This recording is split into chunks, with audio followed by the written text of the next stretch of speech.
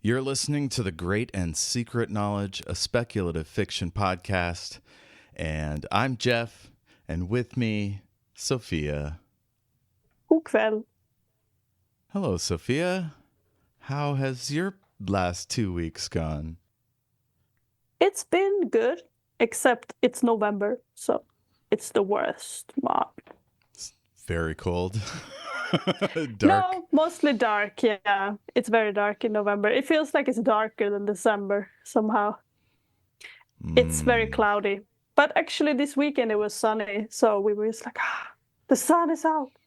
And I went biking today with some friends. So that was nice.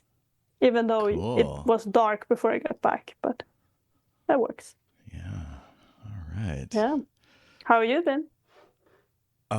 Just fantastic. I'm podcasting all over the place. I have so many episodes backed up. I'm having to just send them right to the external hard drive.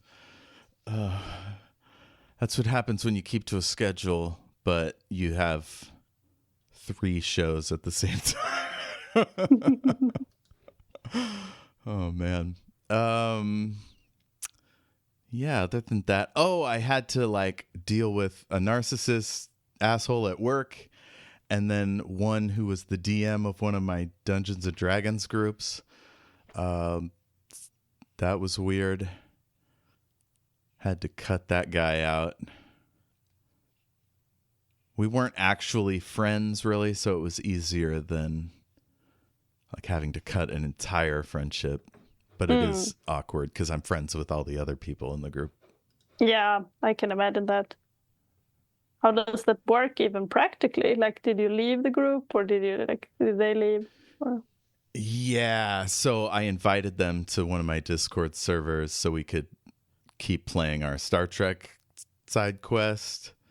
So hopefully I get to maintain relationships with them.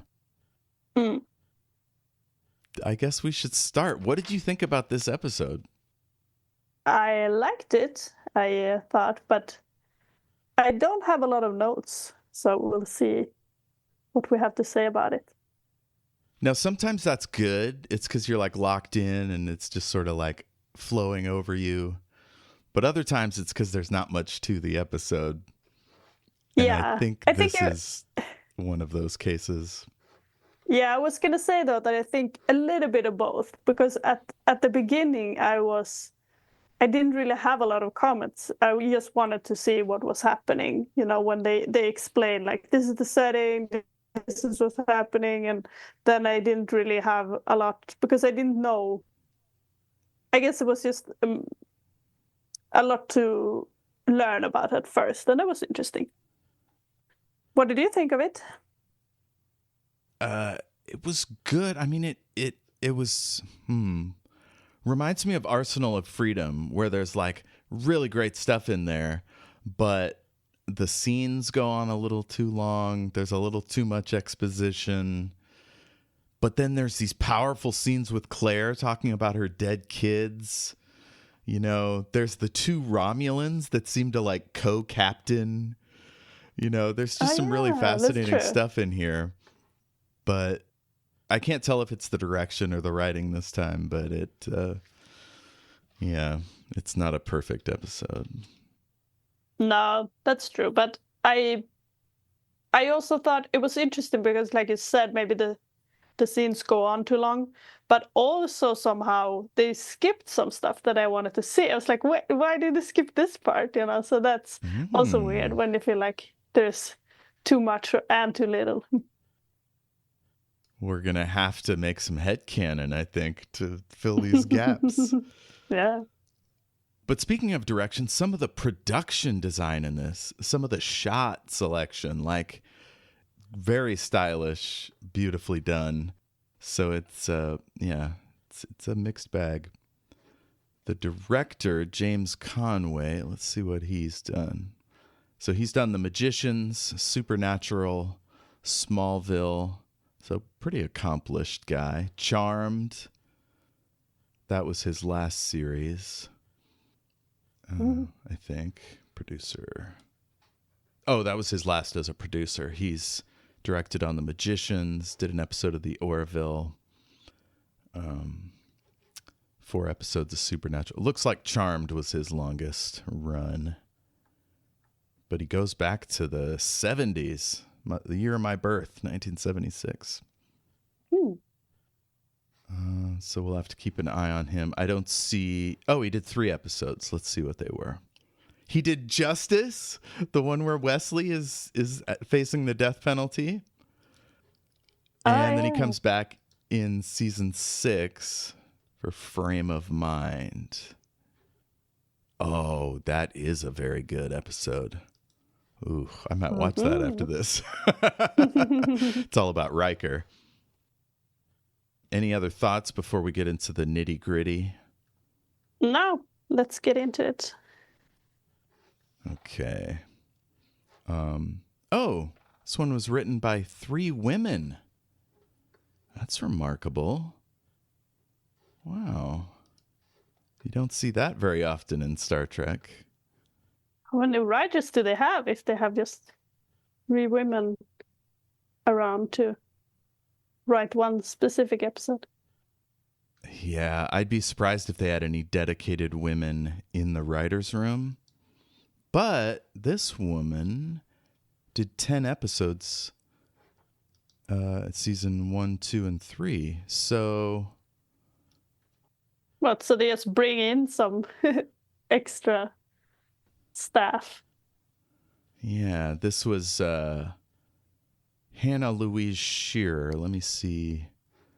So she must have been in the writer's room. She had a story by teleplay and written by credit. So Hannah Louise Shearer.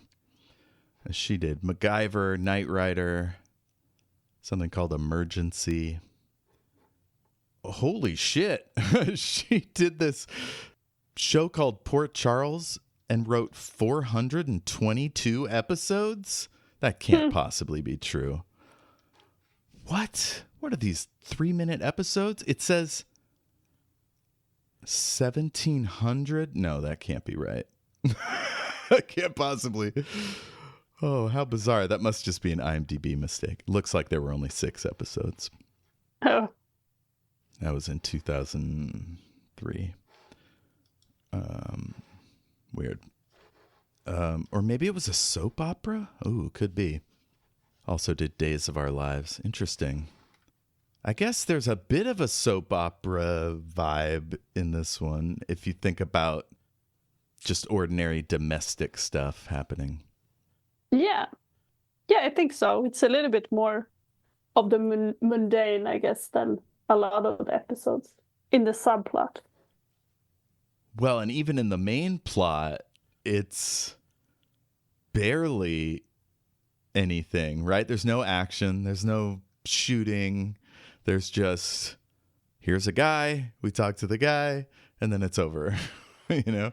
I mean, I suppose, but I think that the non-action is part of the conflict of the plot, tension. I suppose. Yeah, and in the sense that, like, there could have been action a lot of times, but Picard chose not to. So then I don't feel like it's like the lack of action is not necessarily just that nothing happened, I suppose. Right, yeah. That's a tricky thing to do, to have people talking sustain the interest. Yeah. So Riker's running the chair. Picard's returning from Starbase 718. And so they're just out at a rendezvous point. And just randomly, this is completely against all science, an ancient capsule from Earth just happens to go in sensor range. And it just happens to be going directly into a binary star system. Yeah, space is gigantic. That would never happen. No, I agree. And it's also weird. I guess we'll get to that. But so it just floated away, like from orbit, wouldn't it have fallen down and burned up in the atmosphere? Yeah, we never find out why it left Earth orbit. Yeah, maybe that was their plan. Maybe they were like, no, we just send you out in space and then you will be found. But that seems very impractical. But I like the idea that they just like, oh yeah, just put cryos in the space. Maybe in the late 20th century or the 21st, when they saw World War III coming, they were like, pick a star system and send them that direction. Maybe some aliens will find them and bring them back to life, which is kind of what happened. But they're future humans instead of aliens. That's true. I think that works, that they aim them. Yeah, so they aimed them at the Kazis binary system. Maybe someday we'll meet the Kazis or the Kazis, whatever. So Data wants to go to the capsule. Riker sends Worf with him. And there's a low oxygen environment. So I can't tell if that's low to save oxygen or if it's something malfunctioning. Yeah. I thought this was the most blatant, weird atmosphere thing because they just go into this ship. It's like, oh, it seems like the oxygen is low. Like, it could have been vacuum in there. They didn't check before you went over. Space. Yeah, they refused to wear any space ship. My headcanon is that in the transporter room before they get there, the transporter chief sends a capsule with a sensor on it there and back to get a sense of what's going on with the oxygen. Maybe but then they would have known already that the oxygen was low. That's true. Yeah. Headcanon busted. Worf, Klingons must be able to tolerate lower oxygen amounts. Right? Because Worf seems fine. But do you think it was too low? Maybe it was just... Yeah. Yeah, it's just slightly lower. But yeah, Worf can't get through the door, so Data opens it for him. That becomes a running gag as Worf's trouble with doors. I thought that was a historic thing, not necessarily Worf, but maybe that was only him that had a problem. Oh, right, yeah, because he thought it was like a grocery store was so door. Primitive, so that... Yeah, needed a crank. But I assumed that everyone would make this problem. Yes. So they find these capsules. They're doing the classic rub the ice condensation away so they could see the bodies. And they're almost all dead. Yeah, I thought that was creepy. I liked it. It's kind of skeletons inside. I don't know if you caught this, but there's a moment when he sees the corpse. It sounds like people laughing in the distance. It's a very weird sound cue. No. And then they find a woman. I didn't think about that. I was checking the credits. There's a Star Trek actor named Mark Alamo who's in it. He played Gul Dukat in Deep Space Nine, which is the series that comes after this. But he also plays a bunch of different aliens in The Next Generation. I think he's one of the Romulans in this. I think. Oh, yeah, he's Commander Tabak, one of the Romulans. I felt like we had heard of the Romulans before. Did they talk about them in a previous episode? I think so. Romulan neutral zone. I'm Googling here. First mention Trek Next Generation. Let's see what comes up. All I'm seeing is the neutral zone. So yeah, maybe this is Yeah, the Romulan neutral zone was first mentioned in Star Trek The Next Generation in this episode. Yeah, this is the first time. Wild. It's a very gentle introduction. Yeah, that's true. It's like they introduce them like, they're terrible, and then they come and they're like, we did nothing. So it's a little bit anticlimactic in that sense. Yeah. Yeah, so they tell Riker that they've got these popsicles. And next we see Picard. He arrives on the bridge. He says, we're going to the neutral zone, and walks into the conference room. And the senior staff are there.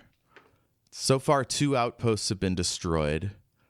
I don't know the extent of these things, but it sounds like they're on planets rather than star bases. Did you get that impression? Yeah, that's what was my assumption. And he says, yeah, it could be Romulans. Riker mentioned something called the Tomade incident, which was the last time they had direct contact. And apparently thousands died. Very tantalizing.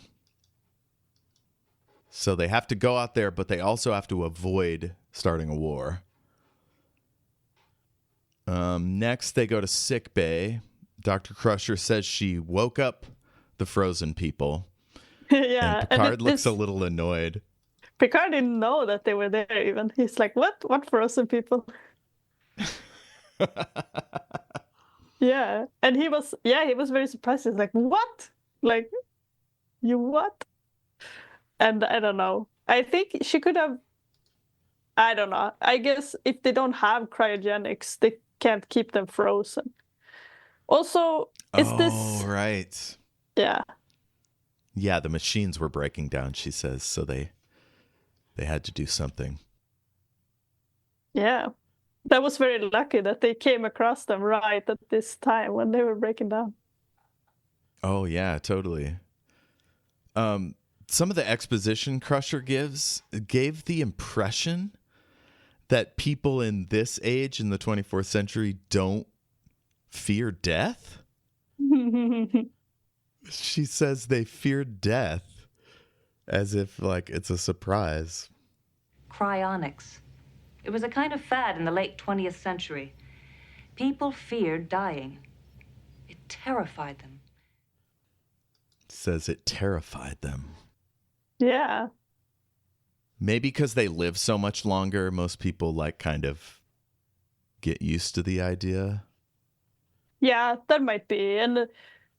But I don't know. I feel like people were afraid of dying in this. You know, at least they're sad when people die. They're not just like, oh, it happens. So. Yeah, absolutely. When their friends and coworkers die, they get sad. Yeah. So I don't feel like it's just nothing. And people are killed in accidents all the time, it seems like. Yeah. Again, I think this is season 1 business. Like the idea that they never get colds anymore. So they forgot what they are. He calls Data down to sick bay. At one point, he says to Data, almost like, I wish you would let them die. Yeah. But Data, they were already dead. I mean, what more could have happened to them? That's so weird. I don't know. I was also confused about this. So I understood it. He was more like, you should left them. And then I thought maybe he meant you could have pinged some other ship and be like, oh, can you pick up these people that are in this?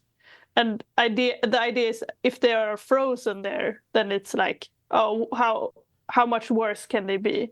But I don't feel like that's true because if they would have thawed, you know, if the machines were breaking and it was warm in the room, so they would have been rotting. Or not rotting, maybe, because there's no bacteria. That's what happened. That's what happened to the other corpses. Yeah, so that was weird. But the only way I could explain it was that he was more thinking, okay, you should have left them and someone else should pick them up. But that seems very strange. Yeah, I mean, I guess I could see a prime directive argument which is they're from a pre-warp civilization, and it'll just be too much to like try to educate them about our modern age. Yeah.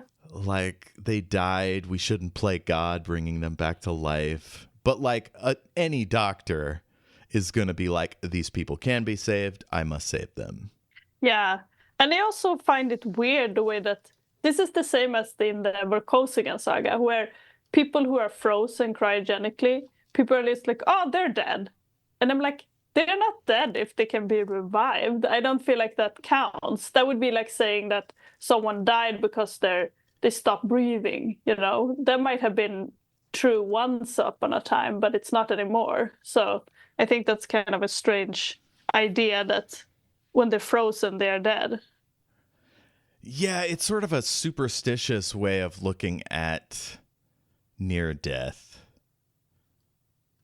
Like the idea that you go down the tunnel and then they give you the paddles and you wake back up. Oh yeah, that's true. People who died after people say they died after an accident, but then they were brought back to life. But yeah, it's really, if your brain retains its memories, you didn't actually die, right? Yeah. There's continuity. Yeah, At that's least how if I you're feel. not religious. Yeah. And I mean, of course, there's like in fantasy and such, then I can understand if someone is dead and they brought back to life, because then it really is like just magic and they really did die. So then it's fine. Right. So that's Picard saying they should be dead. Crusher doses the woman, so she wakes up. Yeah. She sits up a little bit. Did you get this? Why did they have to wake them up? Couldn't they just have let them sleep and they'd be like, oh, they're out of our way now? That's a great question. Maybe to see if they are not brain dead, like they're cognizant and can be woken up safely, like if they were sort of all goofed up from the the brains goofed up by the machines. But Picard's in the middle of like a galactic crisis, essentially. Yeah. Why would he want them to wake up? No, that's what I felt like, because maybe I didn't understand it correctly, but it felt like they were just like, oh, we can't let them sleep now. We have too much like crisis.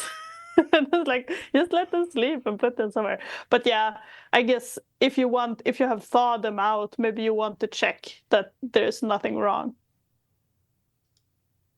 Yeah. My only other headcanon is that they have to make sure it's not part of some Romulan plot. I don't see how that's possible, but yeah, I was wondering about that, pretty actually. close to the neutral zone. Yeah, I thought that maybe they would end up being connected somehow, because of course that's what you assume. Yeah, but at this time, there's the A and B plots so rarely interact, even thematically. They get better at that as time goes by. So she wakes up, she smiles at Picard and Crusher, and then she sees Worf and faints, and we get some friggin' comedy music. Yeah, fainting is my least favorite thing. Welcome to the 24th century. I think that it never really happens in any show that I watch. This is like one of the first times where someone's like, faints from shock. But I can it's like see... a trope that survived from like the tight corset days, Yeah. I think that in some ways it makes sense, because they wanted to show how shocking this future is to them. And it would have been kind of upsetting if she was just screaming. Like, that would have been... Now it's very tidy, you can just be like, oh, she was shocked. But like, now it's she fine. like cringes, falls out of the bed. Oh yeah, that could work. Yeah.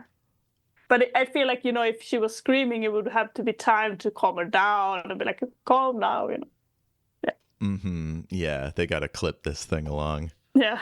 The comedy music, I think, is the part that really cheesed me up.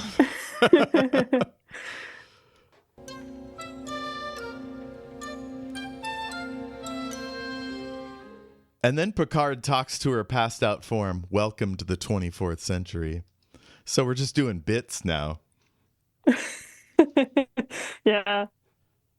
After the commercial, we find out she's Claire Raymond, 35, homemaker, died of an embolism. Yeah. I only learned about this term homemaker like just a few years ago. We don't have this term in Swedish. Oh. Is it like here where like the partner that stays home is their labor is seen as less valuable? Oh, no one Somebody stays works home. outside the home. No one stays home. No, there's no home wives because it's like I don't know. Maybe that's too long to explain in an episode, but it's like part of the social democratic movement was for everyone to enter the workforce because you need, in order to have enough taxes to finance the welfare state, you also need a lot of people working. And then it was also generally viewed that women have to have their own salary, otherwise they can never be truly equal, which has there's some like problems connected to, like you said, with the unpaid labor, which still has to be done. But like we have daycare and stuff, so it's like part of it is commercialized, the labor of the caretaking. God, we have been trying to get paid maternity leave and home care and daycare and all this stuff, and it's just like a giant segment of the population thinks that's like sissy shit. It's insane. I think one of the things that I'm surprised about is that in the US, people talk about it as if it is some individual choice to say like, oh, you can stay home or work as a woman. But the thing is, in Sweden, it's not a choice at all, because if each family has 2 wages, if you only have 1 wage, of course you're going to be way poorer than the other families. You can't make it on just the man's wages. You have to have 2 people working. So then it becomes like, I don't feel like you can choose this. Either you have a good system that works for both people working, or you have a system that doesn't work for women. But that's just from my experience. Yeah. That's interesting. I wonder how it works in France, because I know they have paid daycare. I think that they still have this weird taxation where like people are taxed together, but maybe I'm mixing it up. I think at least in Germany, the spouses are taxed as one unit, which makes it then Interesting. less. I think you have it too, right? Makes it less useful for the spouse to work. And like in Sweden, the woman don't get any alimony. Like if you split up, she gets nothing from, and also the other way around, because it's like, why would you? You are 2 adult people. You don't get any money from each other. But also you have more equity in earnings, right? It's closer to equal. Yeah, but the problem is that there's a difference in the kind of jobs that men and women work in. So there is a pay gap in that regards. And it's also more common for women to work like 80% because it's hard for both to work 100% and do the, unpaid labor. So it is like, it's tricky. And there's also like more men work with their own business, running their own business. And that also makes it more difficult to do, for example, parental leave and stuff, because they don't have anyone that can take over. Right. Okay. Yeah. Interesting. Yeah. Another aspect is if you pay someone to stay home, you're essentially using taxes to promote larger families. Like, should we be promoting having more kids? Yeah, I guess. But do more people, like if you promote people to stay home, that would mean they have to choose between working or having children. Yeah. So I don't know if that would make for larger families. or more children total. With the changes in our system now, if you're on welfare, you pretty much have to work. So they get us coming and going. Yeah, but I like to go back to the the start of that, is that I like that Data was just like, what is that? Is that some kind of carpenter? Because I was like, oh yeah, that is true. It is a strange term that I did not know about. Right. Yeah. In a communist post-scarcity future, like everybody would take part in caring for kids. People help each other.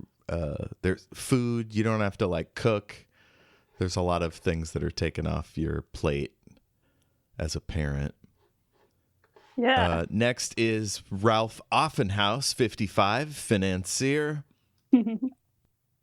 And LQ Sonny Clemens, he's from the music business. We never really get exactly what he did for work. He's a pretty happy-go-lucky, chill dude. He seems much more suited to this like post-scarcity future. Like he was hanging out and having a good time when he was alive, so he just wants to do more of that. Picard has no time for this bullshit, and he takes off. He assigns Riker to go take care of them to explain the situation. And they're all pretty startled. Claire didn't even opt to be frozen. Wow. It was her husband that did it.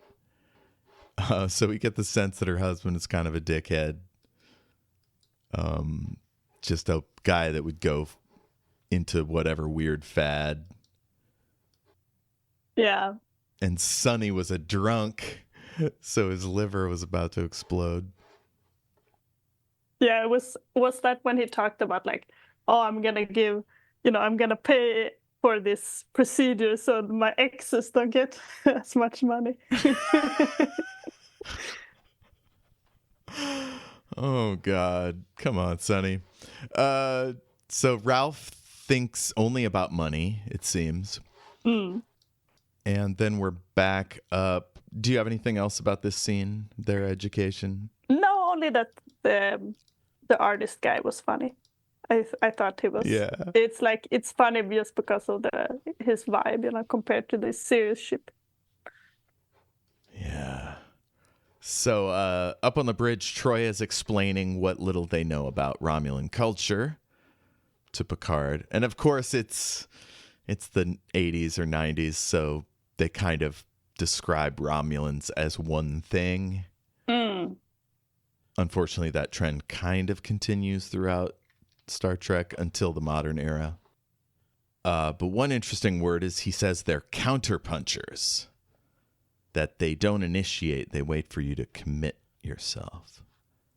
And this is the part where the stories collide, is this theme that Romulans are more like modern humans than they are future humans, which is why the guy, the financier, is like helpful near the end because he thinks like them. Because they counterpunch, or in which way are they introduced to be? They act like a high-level business person, right? You wait for the opponent to make the pitch, yeah. But I just mean right now, do you feel like from what we learn about them, they're somehow introduced to be similar to us? Not as much in this episode, but that description of them does sound kind of like negotiators in our world, attorneys and things. Ah, okay. Yeah. A little bit more calculating, maybe. Yeah.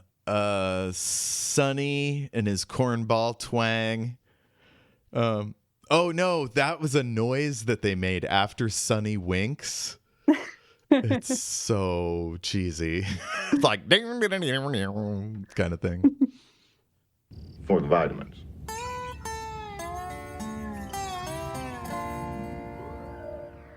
He switches to a drink rather than a steak. And then before Data and Riker leave, he says to Data, maybe you and I could go find a couple low-mileage pit woofies and build a memory. I don't know what that means either. I agree with Data. I looked it up. All the Google results were basically about this. So I don't know if they made up this slang entirely or if it was very niche. But it seems to be relating to people that worked in the repair pit during a race. And woofies were like groupies for race cars. Okay. So basically he's being like, hey, let's find a couple, loose women and get down. So he just assumes Data has working parts, I guess. Yeah. Maybe that's why they made such obscure, because they didn't want to be too crass. So they're just like, oh, no one will understand this. But it's supposed to be about women. It seems that Riker isn't very impressed with these folks, or at least the two guys. And we get this incredible quote from Ralph. I have to phone Geneva about my accounts. Why, the interest alone could be enough to buy this ship. Why, the interest alone could be enough to buy this ship. Fucking silly. They should have given them a computer so that they could find out what has changed. But they want to show it to us on screen, I guess. But they don't show it. They don't show when they find out. That's what's weird to me. Yeah. They kind of tell him in dribs and drabs what's different now, but it takes Picard going in there to be like, money doesn't matter anymore. But he never says so. It's just like he has some kind of back and forth, and then he leaves. And then later on, the other guy is like, oh, I know now that money doesn't matter. And we never saw him being like, what? Money? I would have liked to see that. I think it would have been funny. Yeah. So Riker and Data are heading down the thing, and Riker says it's not much to redeem them. Makes one wonder how our species survived the 21st century. So harsh. Rude. Yeah. Bro. The woman did nothing wrong. What did she do? It's Right? because she was crying, but that's later, right? They're like, don't cry. Women don't cry anymore. So up at the next briefing, Riker is speculating that the Romulans want some info on their new tech to see how they respond to this event. Offenhouse calls up, and Jail is pissed. Jean-Luc, he's like, get this guy off my phone. Then Data explains what QE2 is. Oh, that's something Offenhouse says about the QE2 is like a cruise ship, the Queen Elizabeth, maybe. Yeah, that makes sense. Queen Elizabeth too, probably. Picard totally slaps him down. Oh, I guess that's after this conference. Yeah, but I feel like it's too distracted. Don't care about QA2. You have to do the other stuff. But it has to know. And I suppose that's funny. That it's just like, what? This ship is not a cruise ship. He's comparing the Enterprise to a cruise ship. So they're talking about possibly engaging the Romulans violently, and Worf is all for it. He can't get enough. It seems to be just his opinion as a security guy, but at some point he mentions that they killed his parents, so there could be an element of wanting payback. Yeah, I think so. I think it could be just I don't feel like maybe it's like personal, but it's more that he feels like he has experience that tells him that they are not to be trusted. Yeah. So Picard tells Offenhouse he's in a very important meeting, and this guy's just like, blah, blah, blah. You should take lessons from the QET. And then so Picard's like, fuck this. And he goes down there. He says, we're in a very serious situation. Offenhouse isn't listening to reason. Keeps talking about money, and Picard explains that money doesn't exist anymore. But did he say this? Okay, now maybe I misunderstood. He says like something like, why is money important, or something, stuff like that. Like, he doesn't say like, oh, money is not important. I think he's more questioning the guy, like, why do you care about this? And the guy's just like, it is to control your life and your destiny. Right. Yes. It's about power to control your life, your destiny. And Picard goes, that kind of power is an illusion. Yeah, I think maybe you're right. Like, maybe we are both right in that Picard doesn't say it straight out, like money doesn't matter. And maybe that's on purpose also. He's like, asking this guy, like, why do you think that this is important? And if the guy was smart, he would understand, oh, wait, this is a bad sign that he's just not even getting the basic stuff. But then he's just like, no, I have to explain it to him, I know this. So I liked it. I thought it was very funny. Yeah. I mean, it's a good example of Star Trek talking to the viewer. Your petty concerns don't matter. We're about bigger stuff. Mm. Yeah, and I liked, is this also the scene when they talk about the comm itself? He's just like, the comm is not like people just to call up, randomly. And the guy's like, oh, why isn't it locked then? He's like, because people are not idiots. Why does it have an executive key? Yeah. Yeah. People aren't idiots. Absolutely. I thought that was, in some ways, I like this best of the cultural stuff, that he's just like, why would we lock it? People are like not gonna just be irresponsible and call on it. Yeah, and in a way, Ralph is correct that rich people are gonna do whatever they can get their hands on, and people have a drive to be involved in shit. You got to respect that. Like, the idea, I mean, it's what Harlan Ellison didn't like about Star Trek, is that we're never going to be like this, right? We're never not going to have irrational moments and selfish moments and, desire to cause chaos. Like, this will always be a part of human life, was his thought. Yeah, I agree with that. But I also think that maybe that's why I like this with the calm, because that one felt kind of realistic, because like he said, like, these are people who are chosen for this starship, so they are chosen to be less spontaneous, I suppose. And also the idea that I think this is you can have different types of cultures where if you always prevent people from doing the wrong thing, then they will take less responsibility for their own, to think for themselves. So I think that if this guy Ralph is like, oh, if it's dangerous for me to do this, then it wouldn't be possible. But the other people are like, no, you have to. You have exercise to restraint. Yeah, restraint, and like to. If you don't know anything about this ship, of course you're not gonna just poke around. I think it's their assumption. Yeah. So Picard notices Claire is really losing it, so he calls Troy to go help them. We hear that they've arrived at Science Station Delta 05, and as Picard's leaving, Sonny says he wants to see the doctor. Ralph gets the last word. He says he just wants to know what's going on. It's making him crazy not to be involved. In the hall, Picard comes across Troy. He says, "Counselor, can you get these people under control? We cannot afford this continuing destruction." I feel like just put them in a cell or something. I feel like he's being too chill about this. Because I agree, you can't just have them be like, freaking out about it. He could have sent them to the holodeck.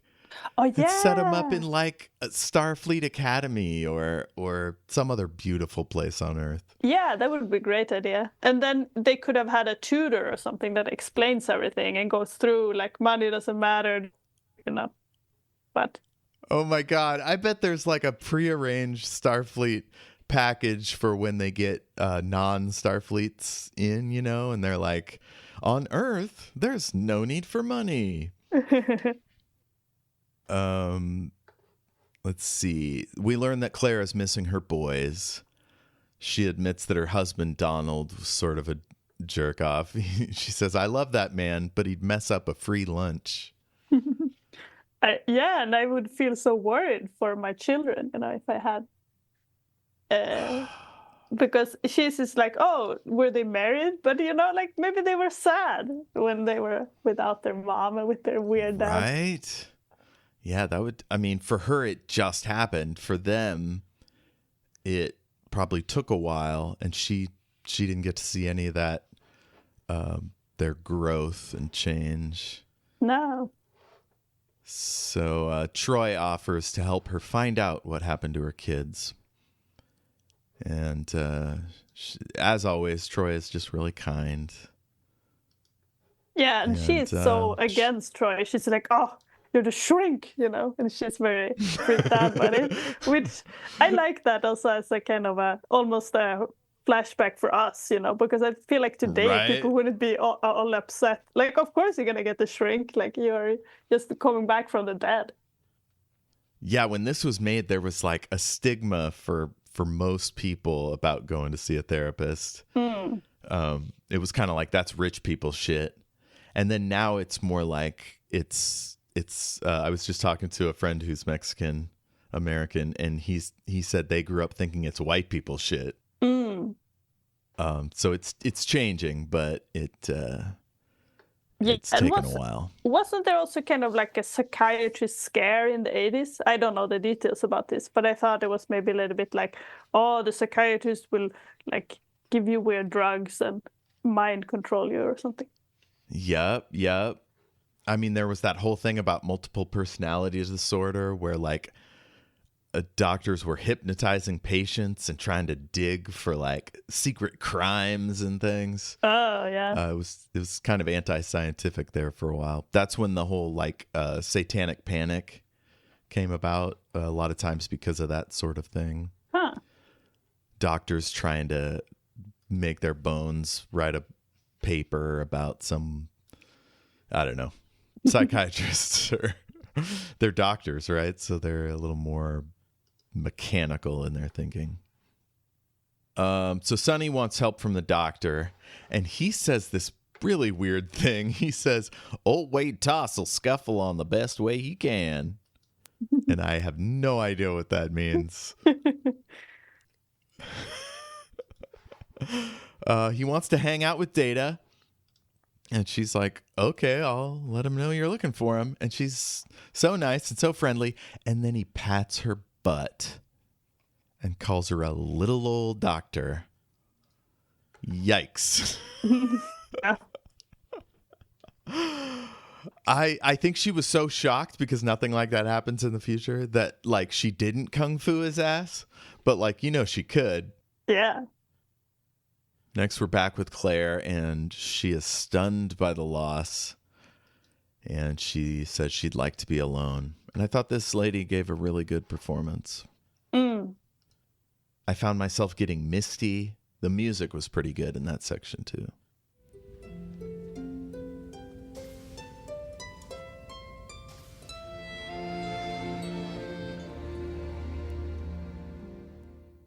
Next, Sonny's talking to Data. And he wants to throw a little party, a little mixer. Data's surprised that he's doing so well fitting in to the future. He says, oh, heck, it's the same dance. It's just a different tune. You think anybody here's got a guitar I could borrow? So that makes me think maybe he was a singer or a musician of some kind. Yeah, probably. Or at least that it was part of it. I guess he could have played the guitar, but maybe been a producer or doing something else. Mm-hmm. Yeah. And this is where we find out they're approaching the neutral zone. Scary ass music. Data runs off. So do we know if there are there planets as such in the neutral zone? Yes. And do absolutely. People live there, or are they all uninhabited? They do. They're independent of both the Romulan Star Empire and the Federation. Ah. So and that was negotiated at the Treaty of Alderaan. that nobody can colonize those planets, that they're independently colonized, or just people were living there already, species. That seems like, in some ways, I guess it's nice, because then people can be like, oh, we are safe from any, colonizers. But on the other hand, it would suck that you don't really have the choice. Like, if you want to join one of these empires or whatever, like Federation stuff, Right, then they're never you're like, no, gonna you're be not able allowed. to. Yeah. Which means you're at the mercy of whatever force that isn't one of those two comes along. I bet organized crime would be rampant in that area. Yeah, there'd be a lot of issues because you wouldn't have the strength of a coalition to protect you unless they're allowed to make their own coalitions. Oh, I feel a fanfic coming on. Neutral zone. New countries? Okay. I'll look into that after this. Let's see. So it turns out the outpost they were going to is gone entirely. There's no evidence of conventional attack. And Worf says, it's as if some great force scooped it off the face of the planet. Creepy. Yeah. So I have future knowledge, so I'm pretty sure I know what did that. But I shouldn't tell you because it happens next season. Yeah, don't spoil it. But it's very hard to predict anything in this show because they could just introduce anything. Just be like, oh, it's the big space worm ate them. It's hard to say anything. Yeah. So we go back down to the guest quarters. Ralph is whining to the others. He says there's something going on here. And Sonny says, these old boys here don't need us telling them where the bear sits. And then he goes, these folks don't need us swimming in their soup. But regardless of his cute colloquialisms, Ralph is sick of it. And he leaves to go get answers. Yeah. He goes to the elevator and it's just like, how do I find Picard? That's fun. Yeah. The computer talks to him. Very helpful. That's the same thing as with the comm, is that why would you not tell where someone is? Like, of course, they want people to find them if they want, like, if you need to, because you wouldn't find them unnecessarily. It's like the assumption. Actually, that reminds me, when I worked in this big office, they had this setting where you could share your position in the office. And people could find you, like, on their phones. They could be like, oh, where in the office is this person? And I was one of the few that put it on because it's like, oh, why not? It can be useful if someone wants to find me. But some people were like, no, I don't want anyone to find me. I want to hide out and loaf.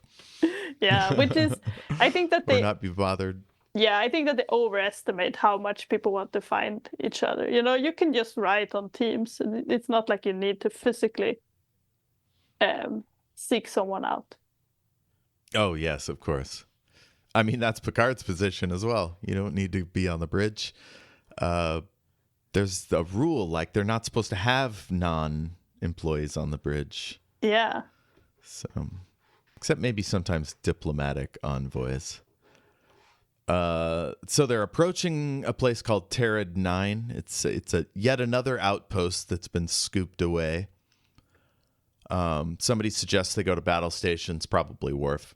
And Picard's like, no, we're not doing that.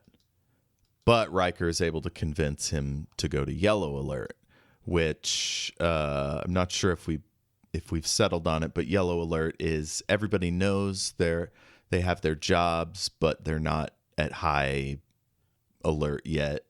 And the shields go up.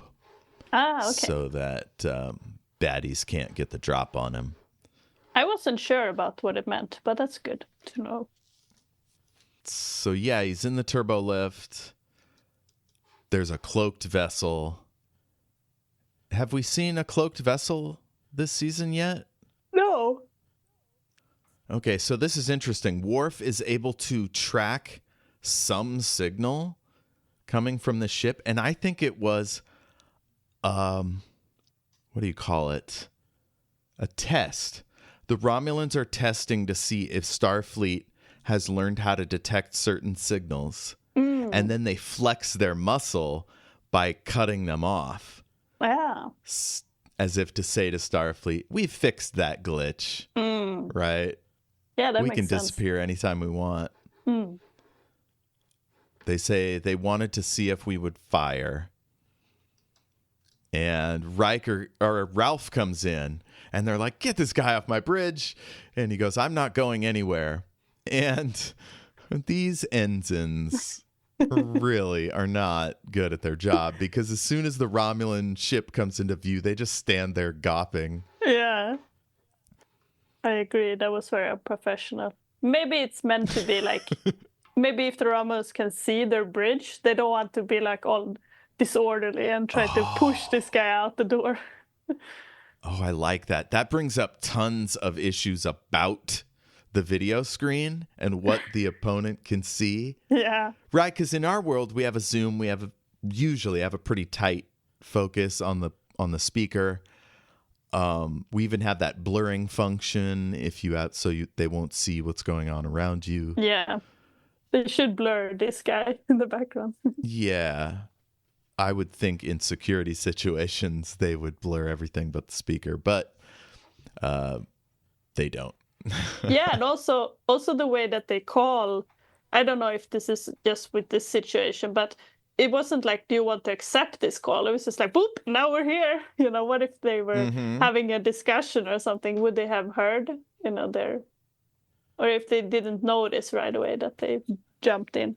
But it could have been just because they have this kind of a situation. Maybe then they have it open so that if they want to start communicating, it's just like the line is open. Right, yeah. There's a word for that. Something about a handshake. I think it's a handshake where you tell them we're ready to start the call. So as soon as you start the video, they're ready to go. Which suggests that Romulans set up their frame just perfectly, and only what they want you to see is in frame, which is what Starfleet should be doing, but they're much more about openness. But before the call starts, Worf is like going on some bigot shit. He's like, these are Romulans. They are without honor. They killed his parents on Kittimer. Captain, these are Romulans. They are without honor. They killed my parents in an attack on Kittimer when they were supposed to be our allies. They believe humans and Klingons are a waste of skin. So were these his actual parents, or were there, what I mean is like, were this his human parents or his biological parents? These are his biological parents, his Klingon parents. Okay. Kittimer was a Klingon outpost that was surprise attacked by the Romulans. Oh. So you can see why he's got some beef, but Picard says, Lieutenant, control your emotions. He's a Klingon, right? So it takes him a second. He's like, and then he goes, hailing frequencies open. And this is where we rarely get anything like this, where the captain's talking and then the first mate just pipes in without checking with his captain, as if they're like, I don't know, I almost get like a partner's vibe here where they finish each other's sentences. I like to pretend that they're boyfriends. Anthony James plays Subcommander T.I. T.I.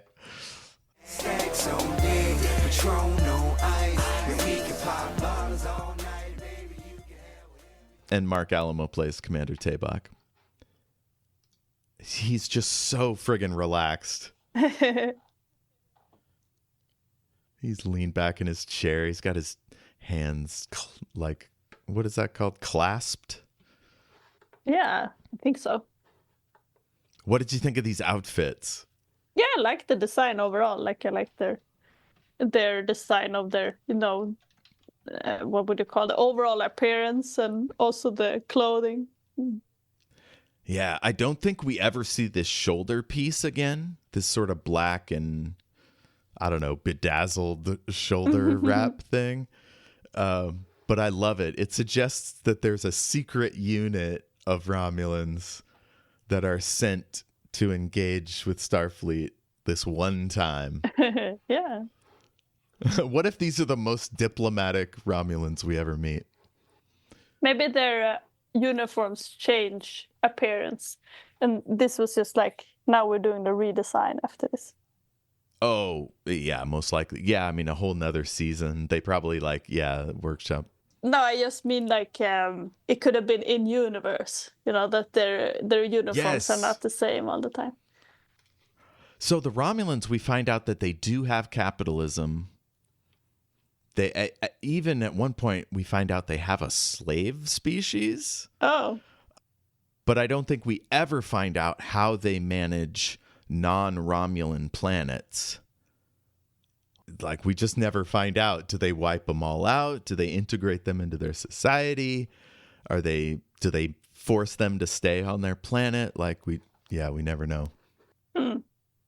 Because they're all about secrets. So even if there was an answer, they wouldn't tell you. But yeah, they're like, is this a fight? And Tabak says, if our intent were aggression, you would not be here now. This is when I noted that they both talk on the call. And Worf talks some mess, and he goes, silence your dog, Captain. Silence your dog, Captain.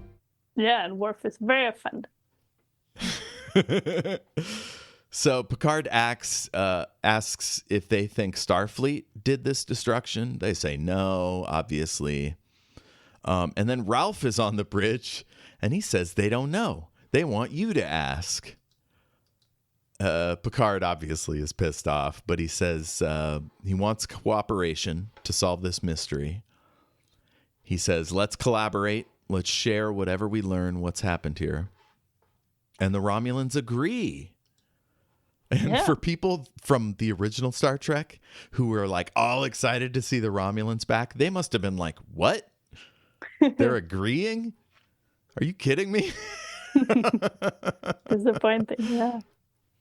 I think the most interesting bit here is where the Romulan says they're unhappy with the Federation's expansion, which I found very interesting. Yeah. And then they were like, we're back. But with that, they mean you will see us again, or, or we are expanding as well. It's a little bit unclear. I think it's just so ominous. We are back. Like, it could be we are ready to trade and normalize relations. Probably not. Or it could be we're invading on our other borders, but not through the neutral zone, but, expect that to change kind of stuff. And then he says, I think our lives, after the call, he says, Picard says, I think our lives just became a lot more complicated. And then he says about Ralph, get him off my bridge. Get him off my bridge. And then we get my favorite scene where Troy finds some info about Claire's family. They're in one of them is in Indianapolis. It's Thomas Raymond.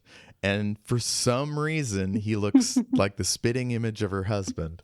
Yeah. I don't like when they do this. I think if there's more difference than, grandparents, then it doesn't make sense at all. Yeah. I mean, it's hundreds of years. Unless there's like rampant inbreeding, they would look totally different.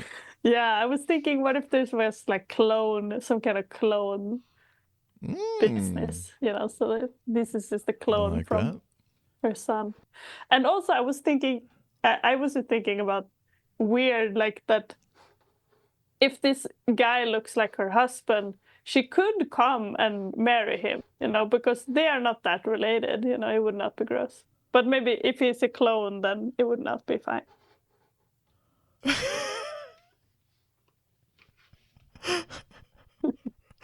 I love this fan fiction where we find out some families have been cloning their past family members this whole time, and it's like a whole Earth sect. It's like, retain the past. And then there'd be all these weird incest rules or standards to avoid that sort of thing. So Claire thinks maybe she shouldn't see him, but Troy is able to like suggest that it's a place to start. After all, he is family. And I got a tear. Yeah. Would you, if you were like, if someone from your family had like had children that you, like someone that you liked, would you want to meet them, or would you be like, it's too far away? Yeah, I would absolutely want to see my offspring, although I'm not having kids, so that wouldn't happen. I guess my brother's kids, I'd have to see what became of them. Up in the conference room, Picard talks to Ralph and Larry. Is that Larry? Sonny. And he explains their new situation. Ralph wants to know how he'll live. And Picard says material needs no longer exist. And Ralph says, then what's the challenge? The challenge, Mr. Offenhouse, is to improve yourself, to enrich yourself. Enjoy it. Oh my God. Imagine spending your whole life just accumulating wealth and flexing power, and then all of a sudden none of that matters. It would be quite an adjustment. Yeah. And I wonder how he would even measure this kind of thing. Like, because he probably feels like he is improving himself by getting more money. It's like it is the so I wonder what he would feel about it. I'm thinking he would be depressed. Yeah. Whereas Sonny is glad that nobody remembers him. Which makes me think maybe his music wasn't that great. No, probably not. He wasn't the Beatles. But he's excited because he can start over. I feel like it would have been so funny if they had a real artist that was like frozen in this, but God. maybe that would be too, like, I don't know, it could be too dated or something. But I just really enjoyed the idea that they would just be like, oh, it's like Elvis or something. No, that's oh too my God, late. they froze Bruce Springsteen. Hey, everybody. What's going on? I was supposed to do a show next week. Yeah, so Sonny asks Data if he wants to work together, and Data goes, that offer does provide a certain fascination. They find out that Charleston is stopping at Arlov 9. They could rendezvous and drop off these people at Starbase 39 Sierra. Picard likes that idea. And Riker's like, well, I wish we could spend more time with them. It's actually fun to hear about the past.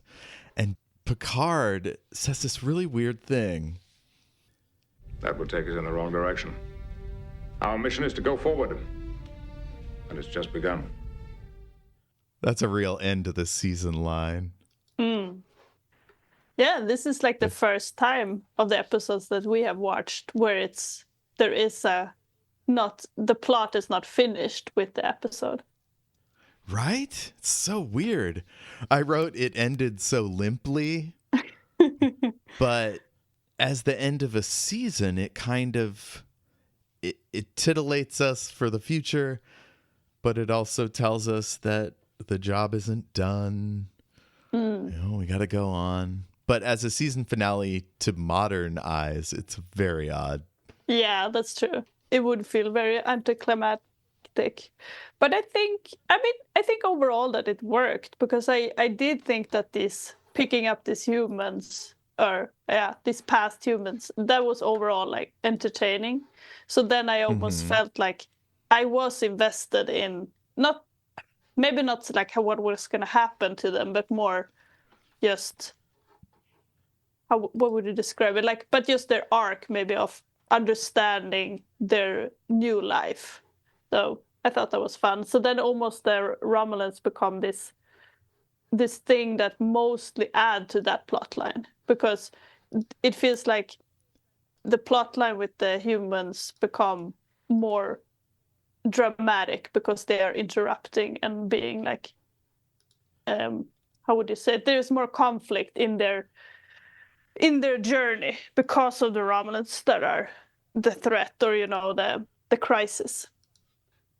Yeah. So just for fun, I looked at the lowest reviews, and so funny. Of course, there's a spoiler, so I can't tell you much about it. It's very in depth, like a classic Star Trek fan. But the funniest part is there is no main story. Absolutely nothing happens. They journey to the neutral zone, find nothing. The Romulans show up and say, "We're back." And then that's it. Done. Absolutely nothing happens. There is no story. There is no plot. The whole thing is a ludicrous waste of time. Yikes.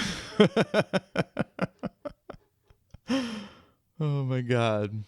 I think overall I have become so much more fond of low plot stories. So I'm like, what? A lot happens, This guy learns about that money doesn't matter. Like, that is interesting.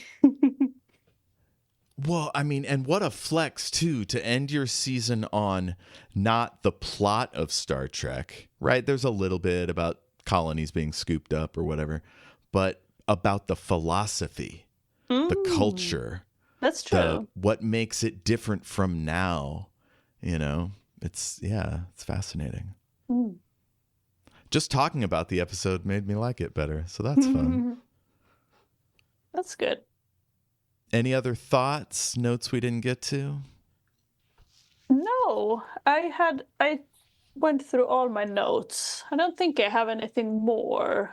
I guess I could say about, I'm not sure what they will do with this story, and I was trying to think a little bit about where could this go, like how will these Romulans, how will they interact with them, but I feel like I don't know enough to even say what would happen. But I guess it could be some kind of third power that are the ones that are destroying these bases.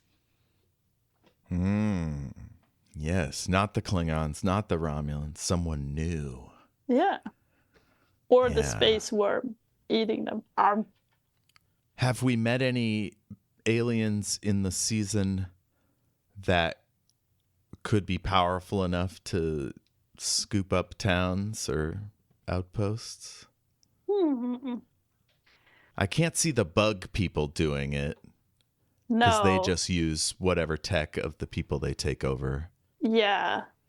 I was thinking about that jellyfish or whatever that was like in the orbit of that one planet. But I don't know why they couldn't scoop up stuff, but I don't know. From Encounter at Farpoint, the giant jellyfish creatures? Yeah. Yeah. Yeah, and they weren't malevolent, really. No, but they could have been incentivized maybe somehow. But I don't think it's them. But that was the only one I could think about that felt like they had a lot of power. But I don't think that they could just disappear a place. Oh, the Q could. Yeah, but I feel like why would they? Yeah. But I guess they could do it to kind of pitch, do you call it pitch? Like pitch these two groups against each other somehow. Yeah. And also that one, the oily stuff that was in the on the planet. Armus broke free. He got a spaceship. He's just destroying everything. Yeah, that could happen. It can't be the crystalline entity because it just destroys everything, melts it down to slag, rather than scooping them up. It's not the Binars. It would be interesting if the scooping means that they somehow are not destroyed. So that maybe they're just transporting them somewhere. And then it's just going to be like a lot of people are transported to some other place. Now, would they be prisoners or is it for their own good? Did they see the future and took those people to safety? Yeah, I guess I don't think it would be for their own good. I feel like either it's some bad purpose or it's almost like a natural disaster kind of thing where it's just like whoop, the quantum mechanics is broken or something. It just moves people randomly. Now there is a excellent plot line from Star Trek Discovery in which there's a they think it's a naturally occurring crisis. So that's interesting, like an environmental thing rather than a malevolent species. I feel like they could have more of those, actually. I don't think we have seen almost any. But they could have something where, like, oh, this planet is threatened by solar radiation or like things like that. Yeah. Yeah, it's we like to have a villain in TV. So it's a little tricky. It's like a disaster movie, right? A disaster movie is about people working together to survive. Yeah. And maybe there's a bad guy in the group or there's like a corrupt business person or whatever, but it's mostly about how do people stay human in the face of disaster. But they could have this kind of thing, I feel like. You know, think about, for example, The Martian, where it's like the conflict is just the inhospitable environment. And, you know, they are mostly in space, so they could have something where it's like, oh, this spaceship is breaking apart and for some reason it's not fixable or... Okay. So, would you like to watch more Next Generation? Would you like to switch it up?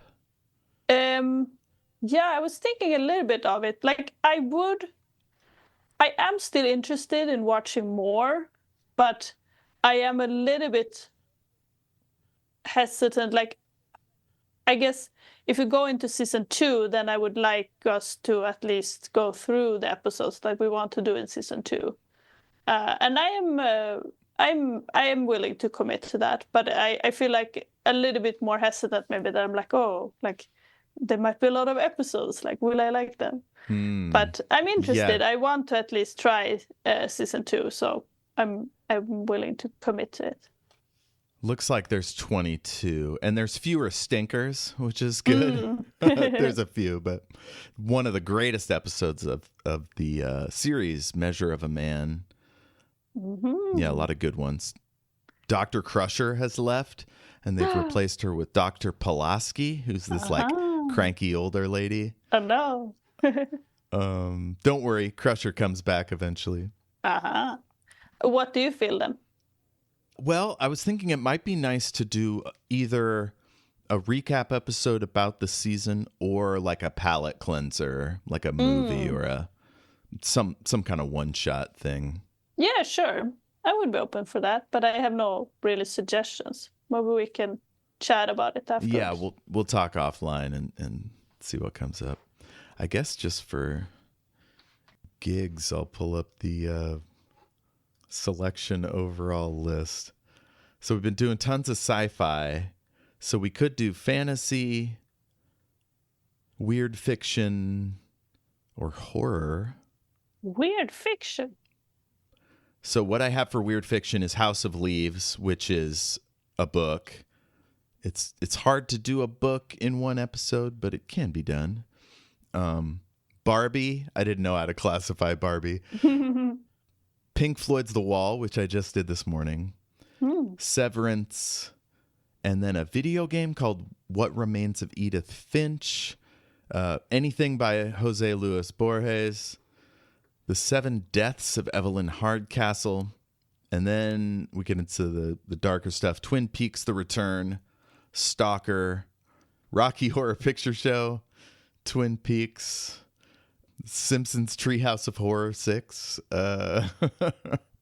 What Dreams May Come, Everything Everywhere All at Once. Jesse wants to do that one. And The Muppets Take Manhattan. Yeah, I don't know. None of them is anything. Like I have already seen some of them, and the other ones I don't know much about. Yeah, I don't know. How are you with horror? Do you like no, horror? I'm too scared. Like, I think I can do things that have body horror. That's fine. But I don't like frightening horror. Yeah. Okay. Oh, shit. What happened? I dropped a bunch of dice. So there's 99 in fantasy. So I'm going to roll. Let's see what comes up. 74. What do we got here? DuckTales. You ever watch Disney's DuckTales? That we could watch, actually. But I don't know, like, that would be a little bit... I don't even know if is there like one episode that is the best one or something, because I have seen many of them. We Let's have our Google own it. Best theme for them. DuckTales episodes. Because I don't know if people, like, if this is very unique, but I think it is that in Sweden Donald Duck is like a huge thing. It's like the most popular comic character, pretty much. Really? Yeah. So I guess DuckTales is weird in that sense. Donald. Yeah, maybe.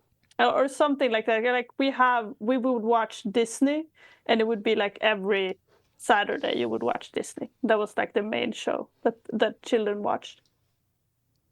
Wow. But then it was DuckTales. So the Donald Duck is more comics. There was not a lot of good Donald Duck movies. But the comics are popular. But yeah, it could be... I don't know. I just feel like if we did DuckTales, it could be kind of fun to do like one episode. And maybe it's like if it's something where it's very iconic for some reason. I don't know. That could be interesting. I could sing the Swedish theme version. I found a good website called ducktalks.com. And I'm looking in the Donald section. The series pilot episode, we learned that Donald lives on a houseboat with Huey, Dewey, and Louie. Well, is Donald even in this? I feel like he's never in the DuckTales. Clearly he's in season 1. Huh. There's one called The House of the Lucky Gander. In this globe-trotting adventure, Donald and the nephews join Scrooge on an adventure that is sidetracked by Gladstone Gander. We see more of Donald's uncanny bad luck. Weird. I never watched with Donald. I want the ones where they only the Scrooge and the triplets. That is the normal one. Okay. The most popular one, according to this Reddit post, is Send in the Clones. It's about the Beagle Boys and Scrooge. It looks kind of interesting. I'll put that down. That's season 1, episode 44. That can't be right. What? There seems a lot of episodes, yeah. That is an absurd amount of episodes. I guess because they're shorter. Kid shows must have just pumped them out. Okay, Send in the Clones. I'll look into it. If it's bad, I'll pick a different one. Yeah, and I would have to see how I watch it though. Oh yeah, I'm probably gonna have to re-sign up to Disney because I canceled it after the whole Jimmy Kimmel scare. Disney was really bending over to the man. Yeah, maybe we shouldn't do Disney. Maybe we should do Bamse. It's Swedish cartoon. You know, we can watch that. Oh my God, I would love to. Oh yeah, I could look to see. It would be a little bit tricky, but like I don't know if it's possible to do like either do the like the famous one is like the comics. So maybe I could look up to see if it's possible to see any of the comics. Oh yeah, that'd be great.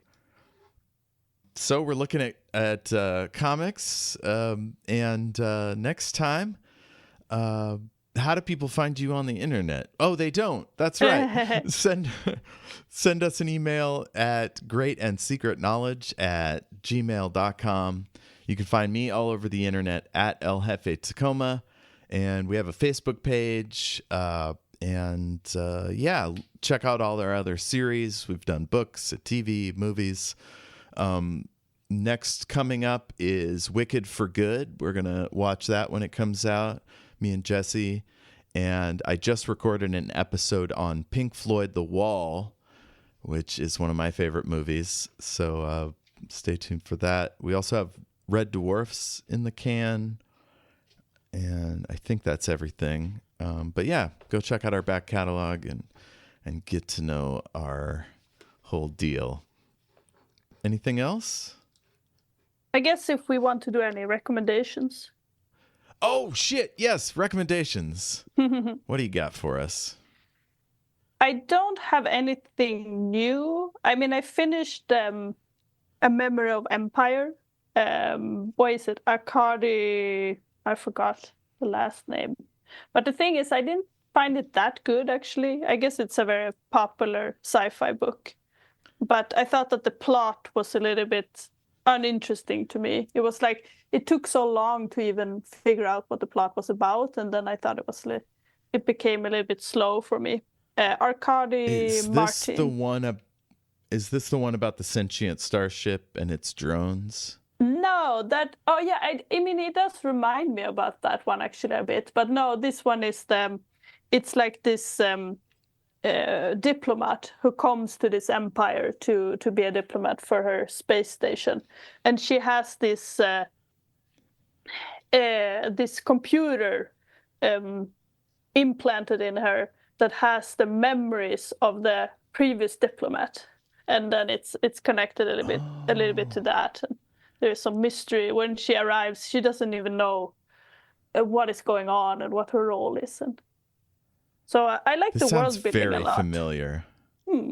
Yeah, maybe I feel like I've read this. Let me look at the cover. Yeah.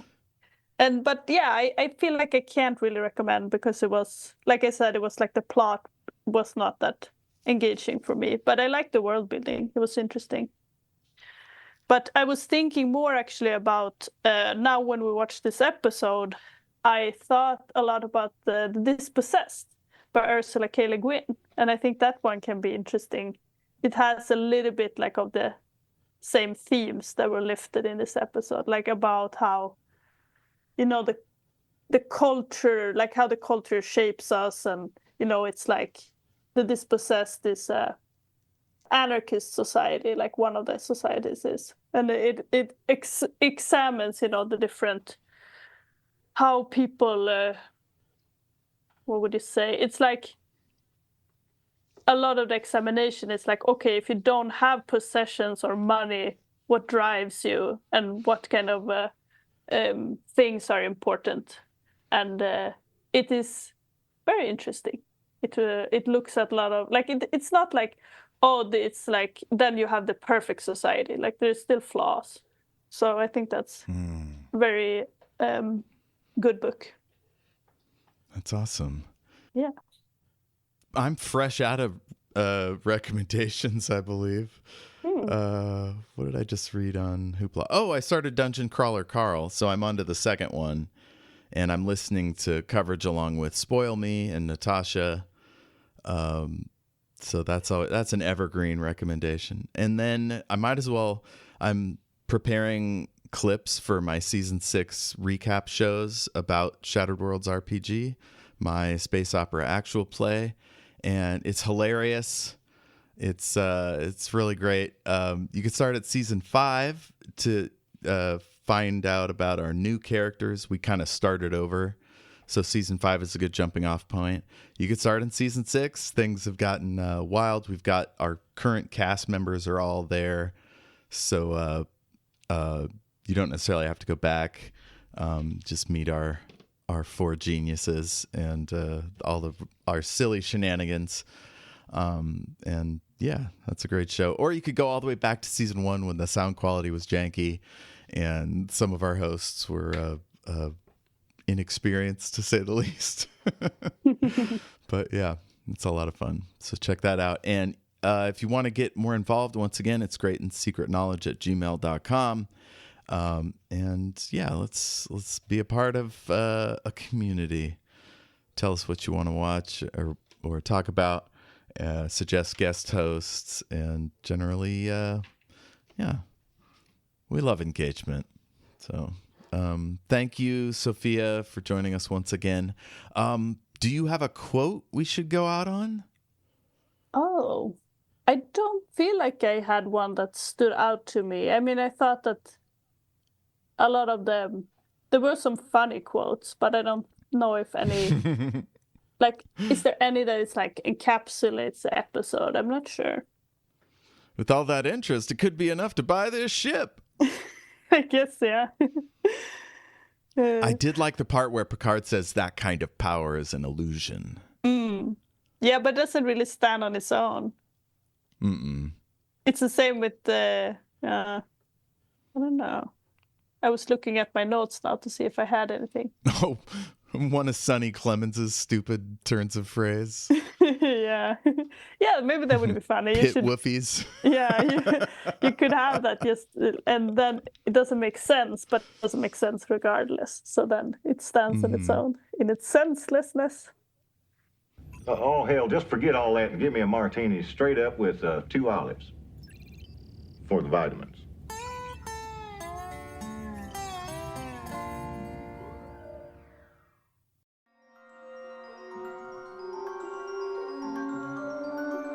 A huge thanks to James Lark of jameslark.co.uk for providing our wonderful theme song.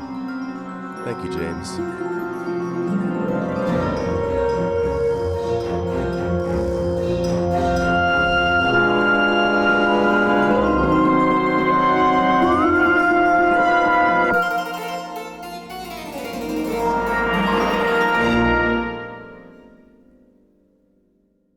Data, they were already dead. I mean, what more could have happened to them? Stay calm, everyone. They are without honor. We've made some progress here. Let's not ruin it with unnecessary posturing.